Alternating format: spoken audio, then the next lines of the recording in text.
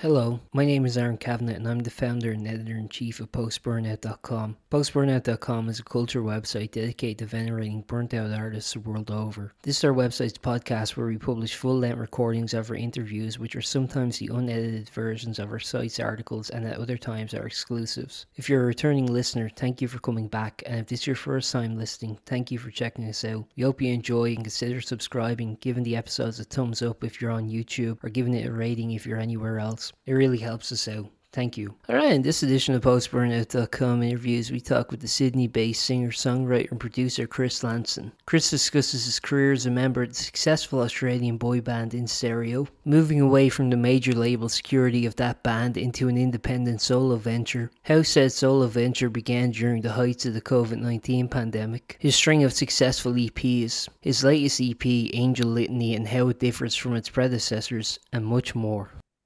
Perfect. Cool. Chris, really nice to meet you. Congrats on the new EP. It's out today as you and I are speaking.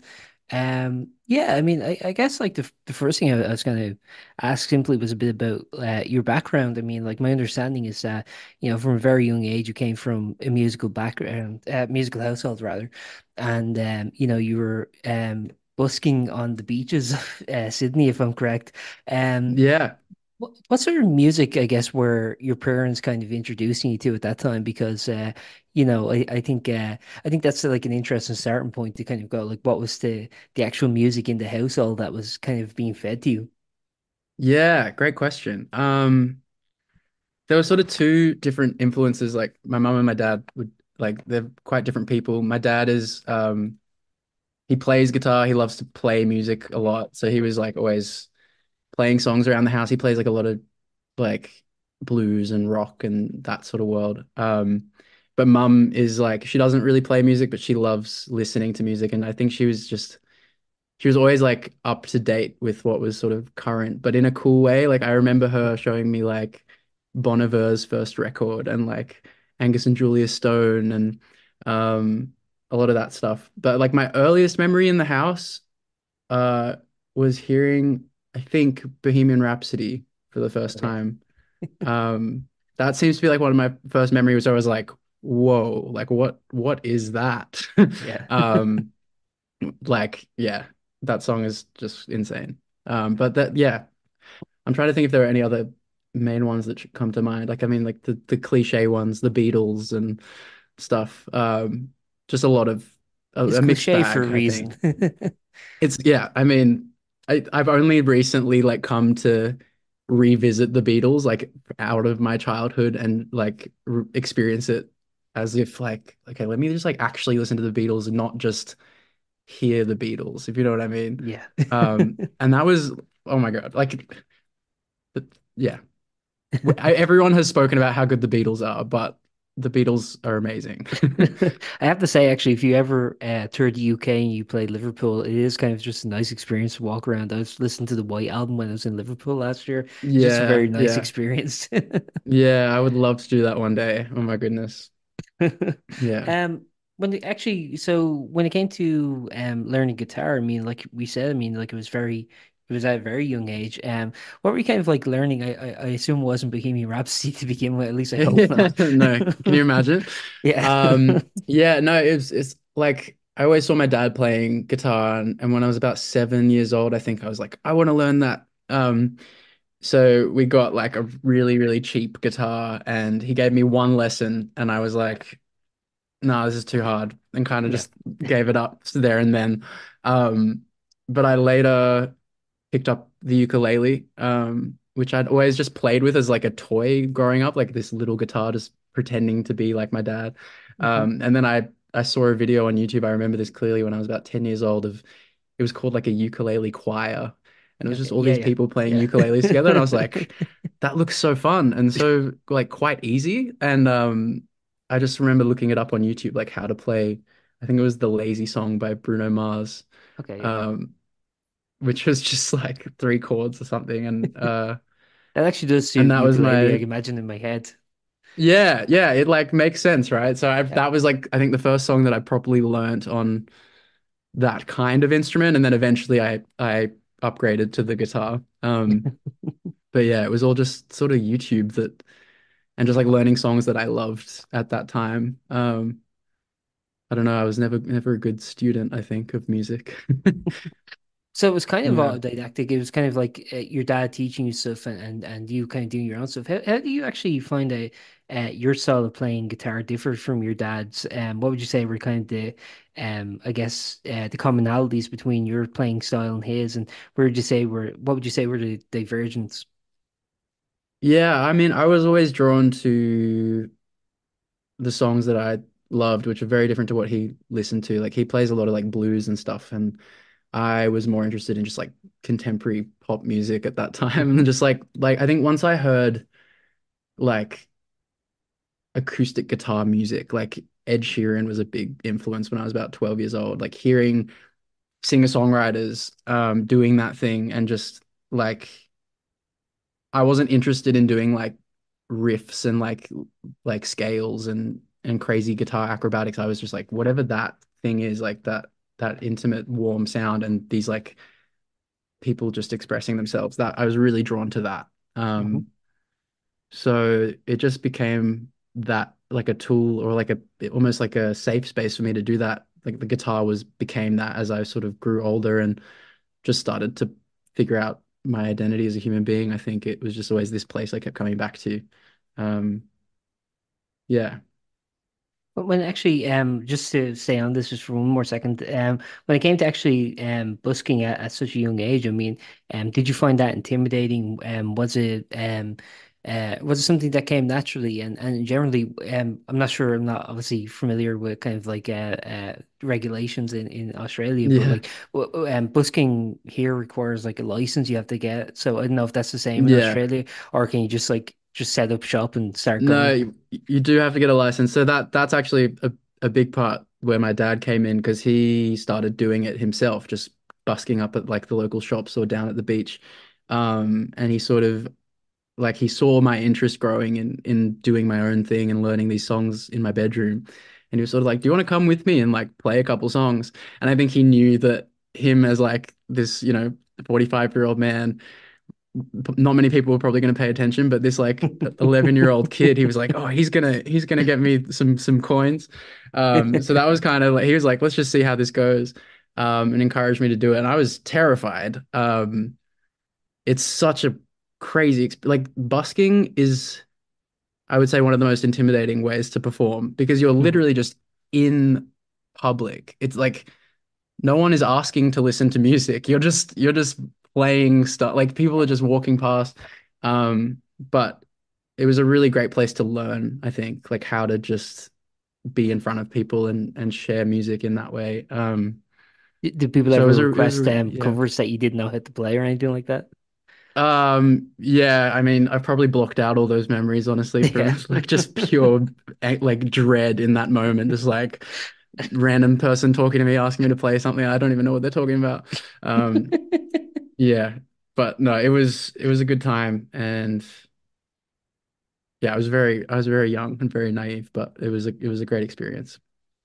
And then from there, I mean, as a teen, you were in a pop band in stereo, which had like a lot of success in Australia.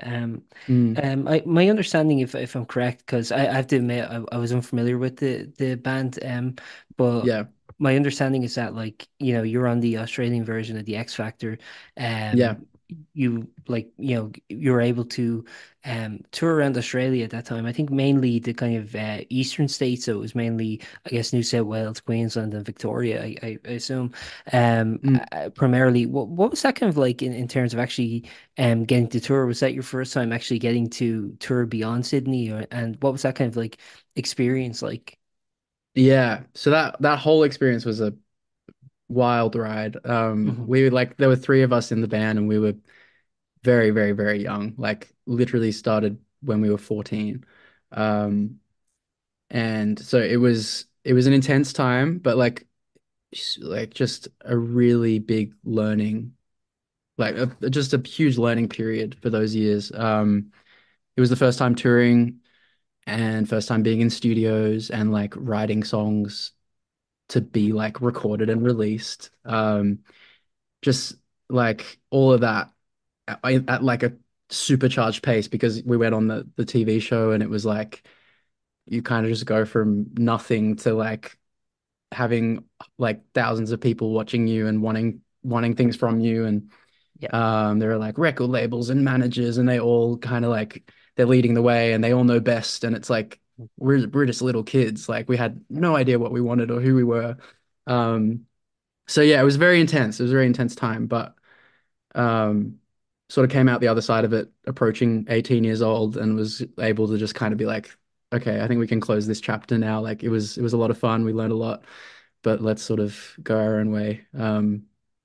And yeah, it's been interesting, like to sort of process that time as an adult and like just growing older and still doing music and sort of rediscovering my relationship to music. There's been a lot to sort of work through from that time, but overall, I think it was quite a positive experience.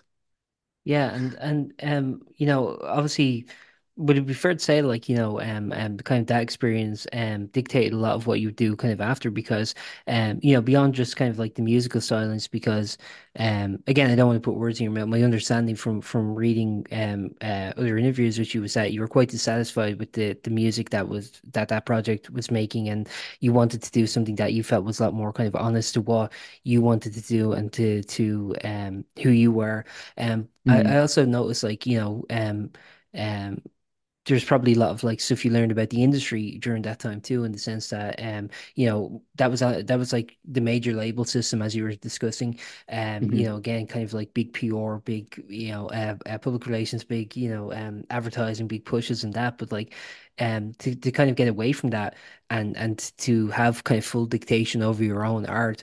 Um, it's obviously very liberating, but was there any sense of intimidation or uncertainty? How did that kind of transition feel to you? Yeah, a lot of uncertainty for sure. Yeah, But as you're saying, I just felt like I needed to get away from all of that. It was just so much so quickly at such a young age, and I just sort of got to 18 and I was finishing high school, and I was like, I have no idea who I am. Like I've spent the last 3 years of my life, like every moment that I'm not at school, I'm working in the studio or I'm on tour or I'm doing something that someone is telling me to do. And like the songs were a lot of fun, but yeah, like you said, I didn't really feel very connected to them. And as I said earlier, I was always drawn to the expression through music, not necessarily like the commodity of music, I guess. Like sure. in the band, it was just very commercial and very like that whole machine of the music business per se. So I just wanted to get away from all of that and just figure out who I was as a person for a Yeah, little bit. And that took a couple of years to just chill and not treat music like a business or a career and just like get back to the love for it. Um and then that took the form of yeah, I guess just like a lot of songwriting and also learning how to record and produce my own stuff because I didn't want to rely on someone else.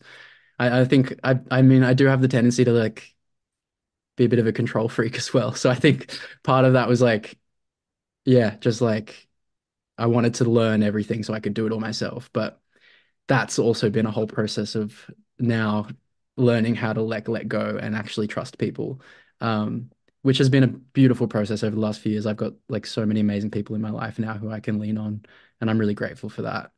Um, so yeah, I hope that answers the question. no, It was an totally. interesting transition for sure. Yeah. Yeah, and I get the Yeah. sense that like, it was a real kind of clean slate. Like it seemed like again, it was kind of like an organic thing too, where you kind of started just like almost like starting anew. You kind of started like releasing kind of bedroom covers of different artists. And in general, how do you find that your kind of like music taste as a listener was evolving then? Because 18 is like such a kind of tender age. People are really kind Mm. of like discovering themselves still at that age. So yeah, how do you find kind of like who you are as a listener and who you are as someone who appreciates art and appreciates music? Uh, like I assume that was evolving at that time too anyway. So yeah, I mean how do you find kind of like getting away from the kind of the noise of everything kind of influenced you? In terms of like my taste, do you mean? Yeah, how do Um, you find that your taste was kind of expanding at that time? yeah, And I and mean, I and think I was also, did you just, have were you able to step back and actually find a new appreciation for music as it had been kind of, as you were mentioning, kind of a commodity for a while? yeah, no, absolutely. I think I was really drawn to artists who were from that like DIY approach. Bon Iver was a huge one. Like that first record he did, and the whole story of that, how he went to a cabin and he was just like heartbroken and this shell of a person, and he just spent Yeah, 3 months there, and like these songs just poured out of him. Like hearing that and being like, wow, okay, you can do it on your own. Like you don't need all these big systems and people guiding the way. Like this music is just such a personal and intimate thing.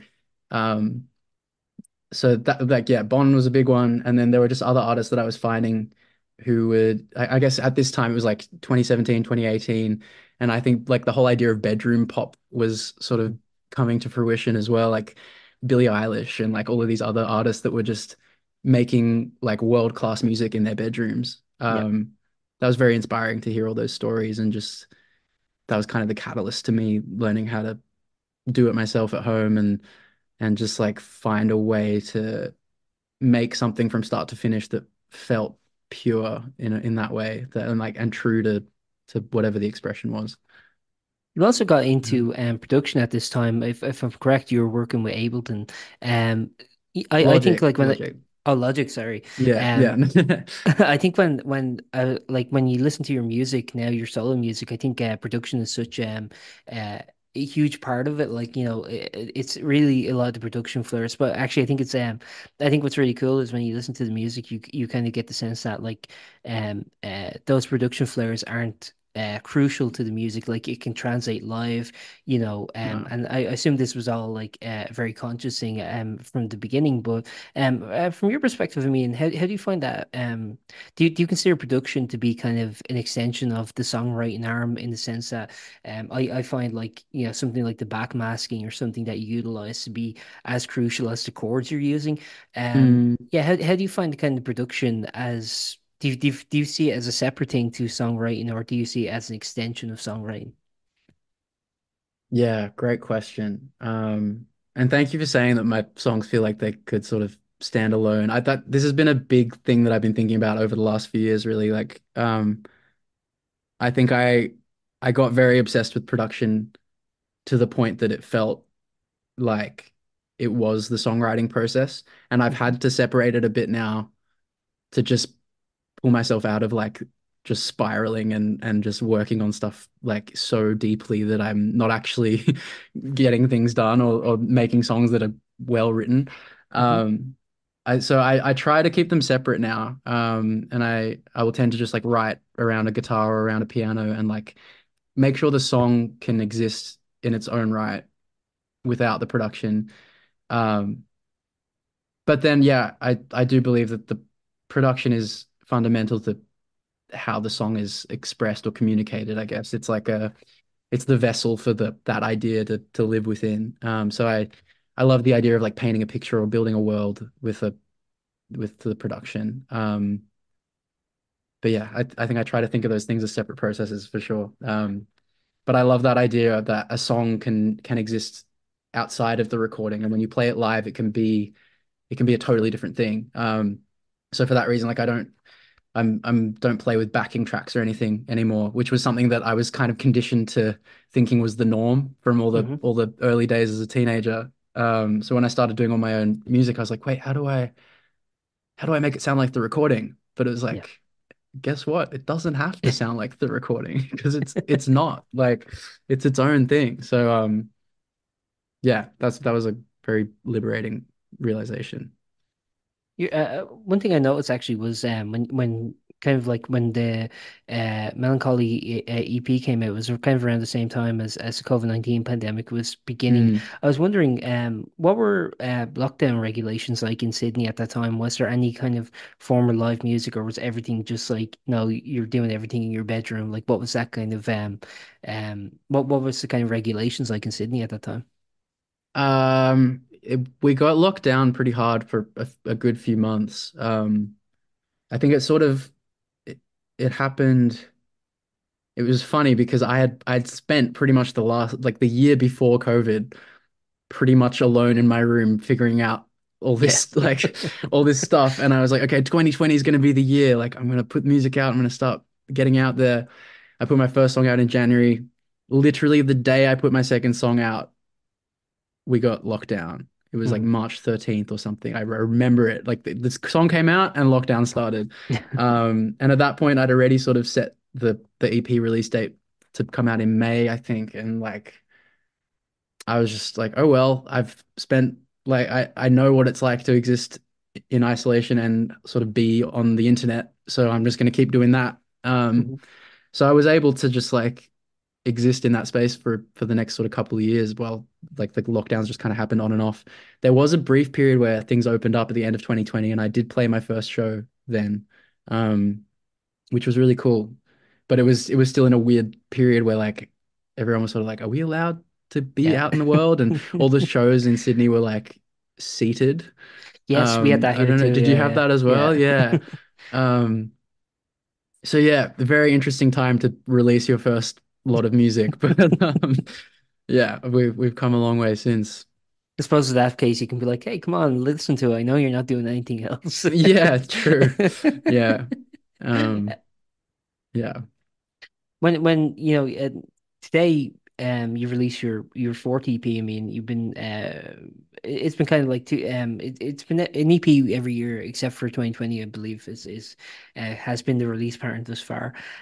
pretty much. Yeah. Yeah. I was wondering, like, I mean, do you find each EP when because I mean, obviously, like a lot of people now, it starts as singles and then it kind of builds up to a larger EP.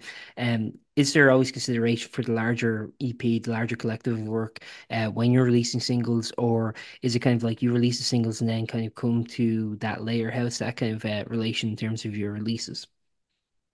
Yeah, my brain is very like project based, I think. Mhm. Like I like to define parameters or like a world that something's going to belong within.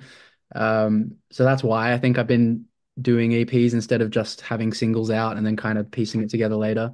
So it's been very intentional this sort of the last few years of doing it, which I'm happy about. This time around was like a little less intentional in the sort of inception phase. Like I didn't really know what I wanted to do. I kind of just had a few songs and then I was like, oh, okay, what if I put this one with this one and this one with this one and then kind of filled in the gaps. And then it actually like, it's weirdly, I think, probably my most cohesive Yeah. EP so far. So it was interesting how that kind of happened the reverse way around. Um, but yeah, definitely very intentional most of the way. It's interesting too, actually, because you were kind of talking about the production flares and things like that, and I think actually I don't know if you'd agree with me on this, but I think of your EP so far, I think this one's probably the most stripped back and the most kind of just focus on the instrumentation. Not to say that there aren't obviously additional production flares, but for the most part, I mean, I think the music is a lot more at the forefront here, or a lot more the Mhm. primary focus, kind of I guess just distilled to as you would hear in a live setting. Was that an intentional thing, or is that just kind of where you were going? I think it's probably a result of the separation that I was talking about. I think a lot of the first few EPs I did was I would be producing as I was writing. So I'd be Okay. sitting at the computer and I'd be writing things down and then recording them and then trying all these different ideas. And so there would be this sort of mismatch of all these little pieces everywhere, which can be a really cool sound. But I think I was just really craving just getting back to songwriting as its own craft and then finding ways to adapt that into a recording. So I think yeah, I think there's a lot more space this time around in the sound. Like you're saying, like it sounds a bit more live, maybe. Which yeah, I think that's just been a result of that change of mindset, and change of process.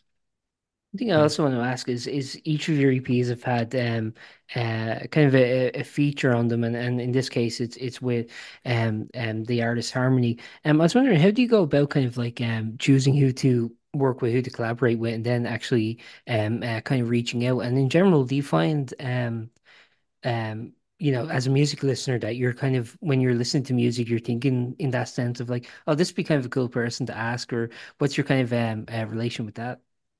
Yeah, it's funny because I've had experiences where I've been like, oh, this person would be cool to ask, and we ask them, and majority of the time it never works. Yeah. And the only features that I have had come out, I think there was one on the last EP and then one on this EP with Harmony, like the most serendipitous circumstances, and it just works. I think I've learned that with that stuff, you can't force it.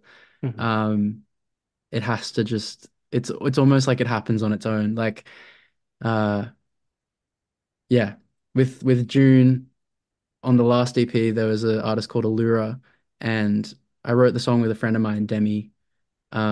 And we were kind of both just thinking about the song separately, and we both had the idea that it would sound really special as a duet. And I remember clearly walking one morning and I was listening to it, and I had the thought, I wonder if like I think we should get someone on the song. And I thought of Allura because I'd heard of her as like another Sydney artist. And I checked my phone and Demi had just texted me at that moment and was like, I'm just having coffee with my friend Ebony, who is Allura. I hope you don't mind, but I've just showed her June. And I was like,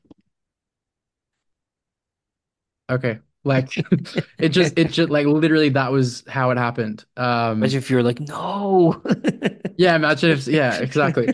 Um, it's just crazy. And then with Harmony, it was similar. Like my manager knew her manager or something and was like, I feel like you guys would just be a really nice pair. And we just had a day booked and I didn't know her, like, but we met and we just like got along so well. And this beautiful song just poured out of us. And it was like, no question at that point. It's like, okay, this is like our song. Like Yeah. it just made sense. So yeah, I think like, yeah, I've just learned you just have to be just open to whatever comes and like don't go chasing it. Just like let it be what it's gonna be, I guess. Yeah. You find yourself kind of like, as we mentioned, like kind of like you mentioned the kind of organic sort of relations. I do agree. Like I think like collaboration shouldn't be forced; they should be organic. But do you Yeah. find yourself kind of like listening to music and kind of like beyond, I guess, like what you would associate with your own kind of music? Because I think sometimes they can be the most interesting collaborations when it's uh I don't know, someone who does like, death metal vocalist working with like an indie artist or something. Like sometimes Yeah, like you for can get sure. interesting stuff when you just kind of like mix and match like that. Kind of like a pick and mix or something.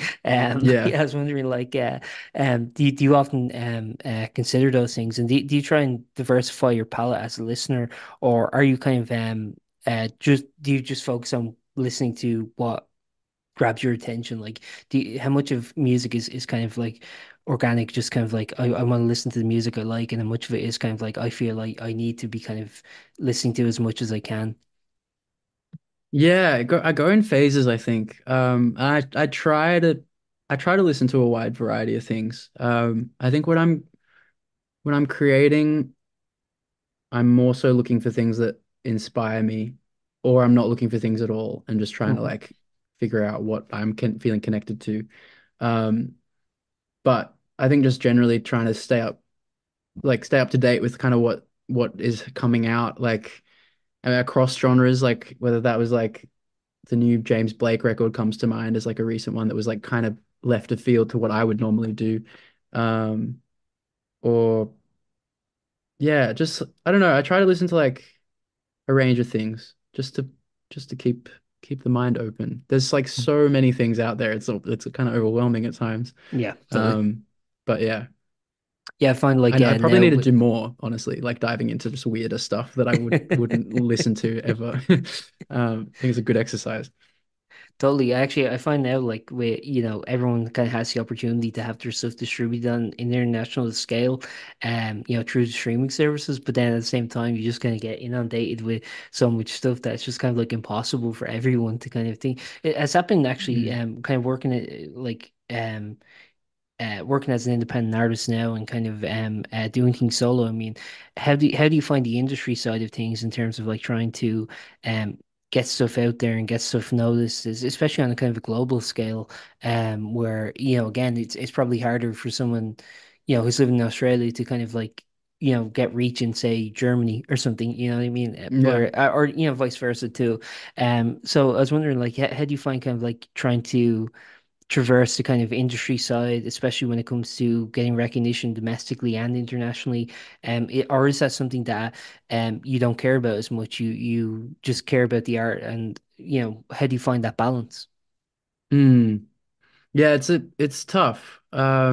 It's a very competitive space to be in, especially now, like you're saying, like everyone can put music out Mhm. and pretty easily record stuff as well. Like exactly what I'm doing, just like recording all my stuff at home. It's so accessible now that it makes it so oversaturated and so competitive and so hard to like be heard. Um, and for a while, it was quite disheartening. I felt quite invisible, even within Australia. Like there are a lot of sort of gatekeepers, I guess, here because it's Mhm. such a small industry. And Yeah. if you're outside of that, it can feel really isolating and um, just challenging. But I think for me, it's been reminding myself that it's a long-term journey and I need to be doing it for the right reasons. So I just try to come back to like the art and just staying true to that and just trusting that that will find its people. And I feel I've been quite lucky just through the internet on like TikTok and Instagram just to like Mhm. just genuinely reach like a just a beautiful people all around the world. So I'm just trying to like focus my energy on that because I feel like that's I can control my presence there and I can try and like just connect to people that way. And I mean, the fact that we're having this conversation is pretty awesome that you're on the other side of the world and we're getting to Yeah. chat. So I like I'm just gonna keep doing what I'm doing and I don't know, hopefully people Hopefully people pick it up along yeah. the way, you know? Like I think that's all you can do really. It's so out of your control that if you try to control it, you're gonna go crazy. Yeah, totally. Yeah. Yeah. Yeah, I think like a lot of people are in that kind of position. But as you mentioned, yeah, I do think like it's interesting like how like someday like the algorithm would just favor you and it's just like, oh my God, you blow up. It's like so arbitrary Yeah. that I think everyone needs to just kind of like relinquish control a little bit and just like enjoy it. And especially like to me it seems like you kind of enjoy the kind of um a lot of the kind of external stuff beyond just the music, like especially like around music videos. I mean, sometimes like I find like when it comes to like music videos, artists have very different relations to them. So some feel as an obligation that's just kind of a necessary evil, where others like really enjoy it, really go full force. I mean, to me, it seems like you enjoy the kind of multimedia aspect of what you're doing, the Mhm. full range of it beyond just beyond the music. Is that fair to say? I mean, do you kind of enjoy a lot of the external stuff? Yeah, yeah, very much so. I as a kid, before I found music as like a thing, I was very interested in like filmmaking and that was another sort of influence of my dad. He always used to have like a camcorder just filming like family home tapes. Yeah, And I just remember sort of like stealing that in the mornings before he woke up or something and just filming like little short films with my yeah. toys or getting friends over and just like I just always loved doing stuff in the visual sense. So I yeah, for me, music and the visual world feel very sort of equal weight, I think. And Hmm. I'm like I love getting to take the music and build a visual world around it. Yeah. It feels really just really fun and Yeah. fulfilling. Yeah.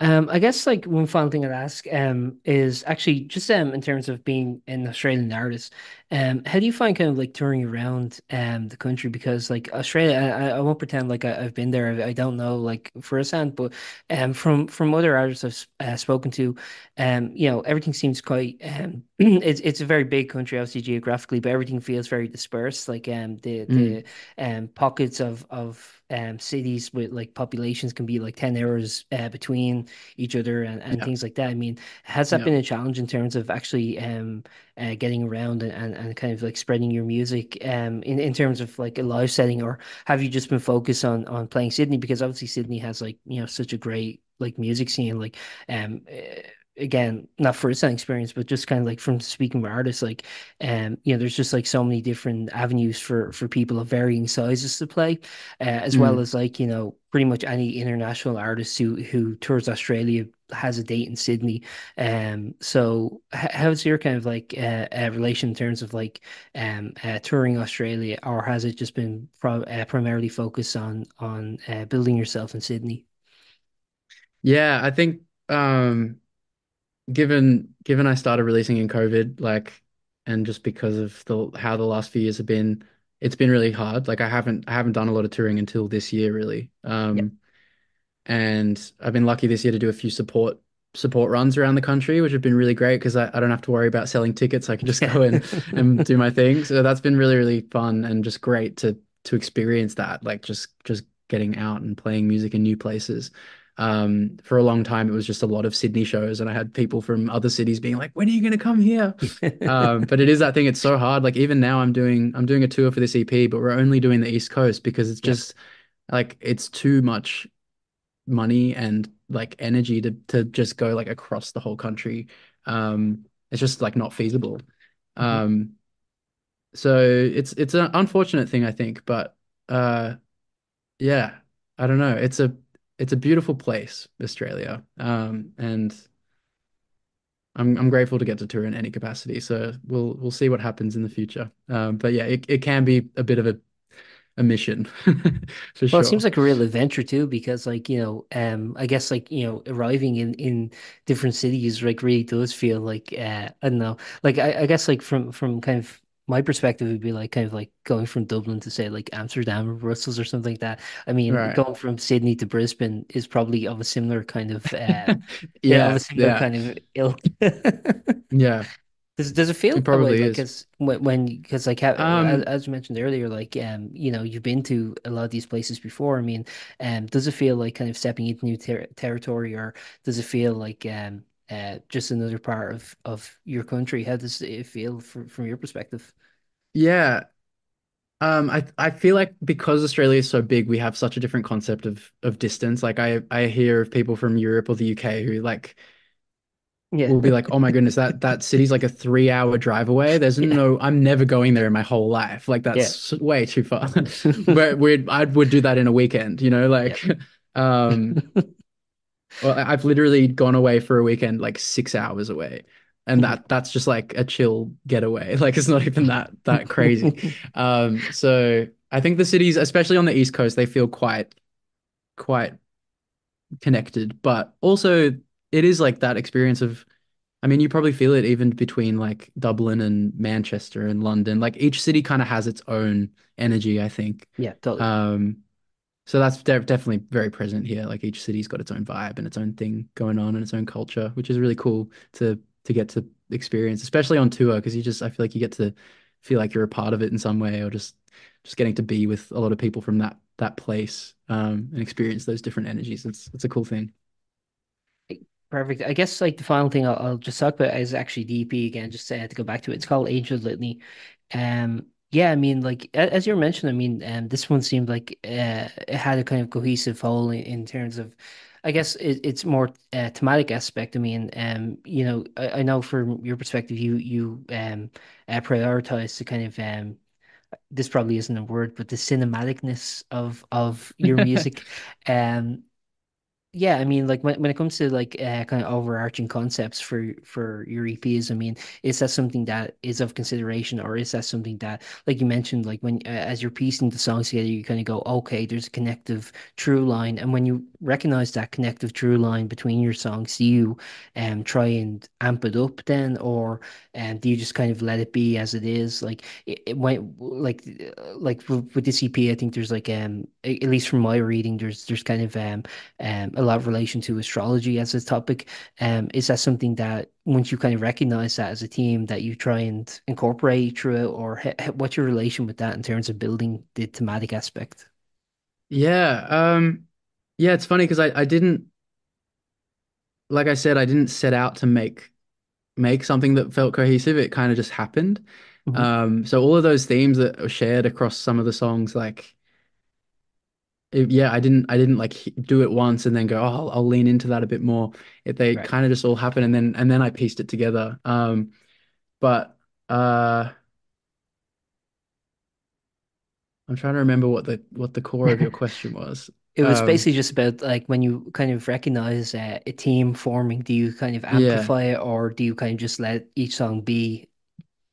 yeah, I think I try to like I try to let each song be what it wants to be in a Mhm. weird. That sounds like a weird way of saying it, but I do feel like songs have a life of their own in some way.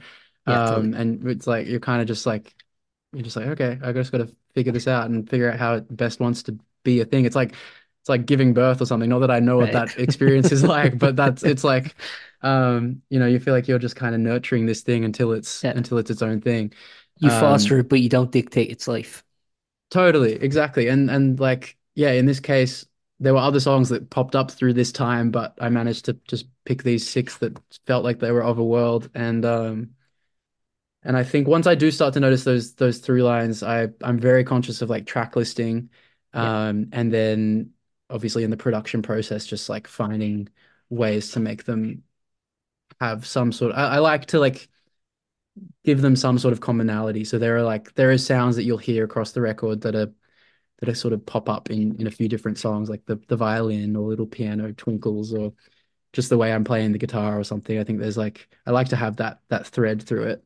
Um, but in the same regard, like letting each song just be its own thing, it's is important as well.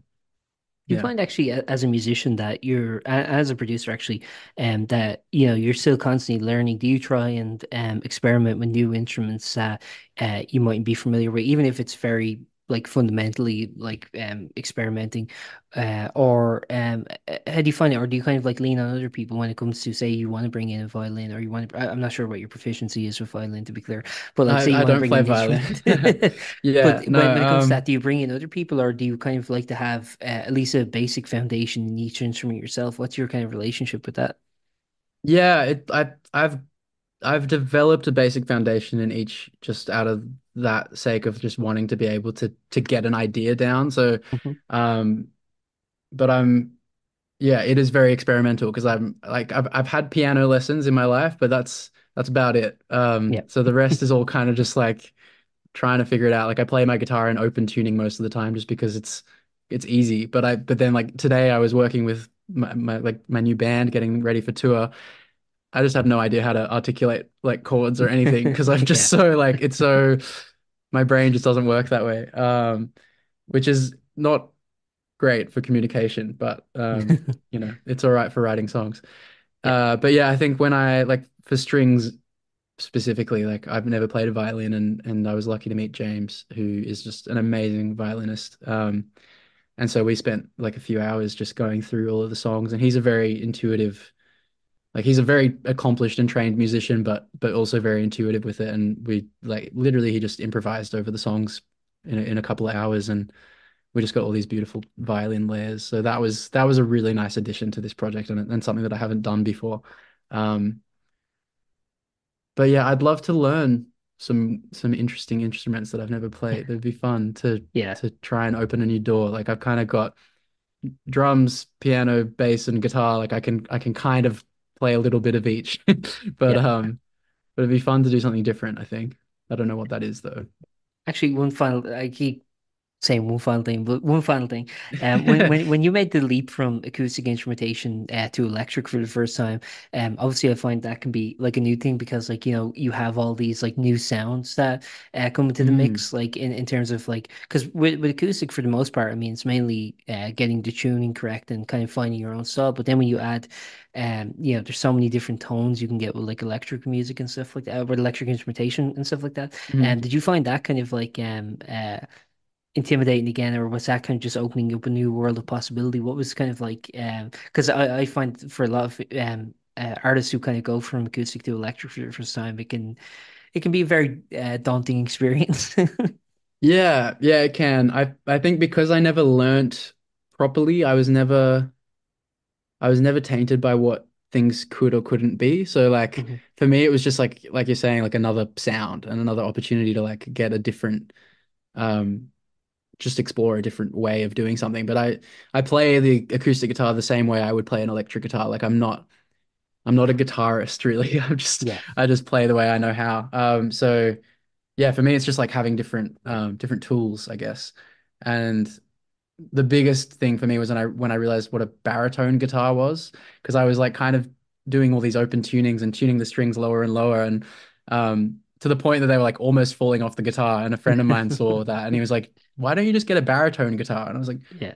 "What is that?" It's like that's a thing. So then I got one of those, and it's like halfway between a bass and an electric guitar, and you can have the strings so low, and it was heaven.